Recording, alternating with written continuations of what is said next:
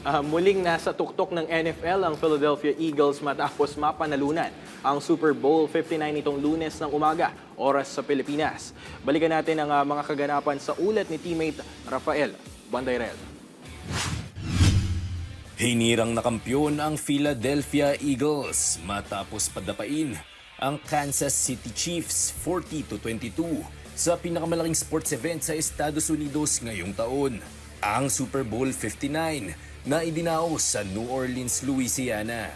Kinoronahan bilang Finals Most Valuable Player ang star quarterback ng Eagles na si Jalen Hurts matapos makompleto ang 2 touchdown passes na malaking dahilan kung bakit nanalo ang Philadelphia.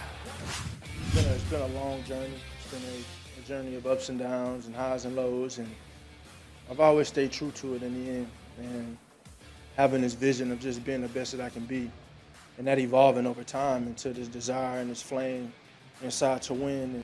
You don't do great things without the guys around you. The effort, the work, always leaning on that, trusting in that, and trusting the process, and staying the course, and sticking to the script. Ito na ang ikalawang titulo ng Eagles na dumating 7 taon matapos ang kanilang maiden championship.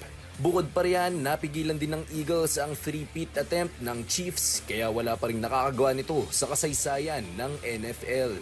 Mahigpit na depensa naman ang ipinamalas ng Philly upang limitahan ang 3-time MVP ng Kansas City na si Patrick Mahomes.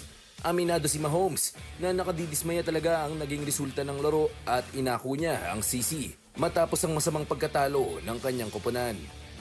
Anytime you lose a Super Bowl, it's the worst feeling in the world. They'll stick with you the rest of your career. I mean, these will be the 2 losses that will motivate me to be even better for the rest of my career, because you only get so few of these, and you have to capitalize on these, and they hurt probably more than the wins feel good.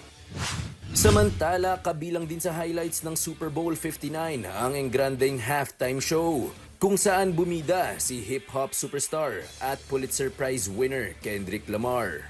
Tinugtog ni Lamar ang ilan sa kanyang hits tulad ng Not Like Us, Humble at Luther kasama ang singer-songwriter na si SZA.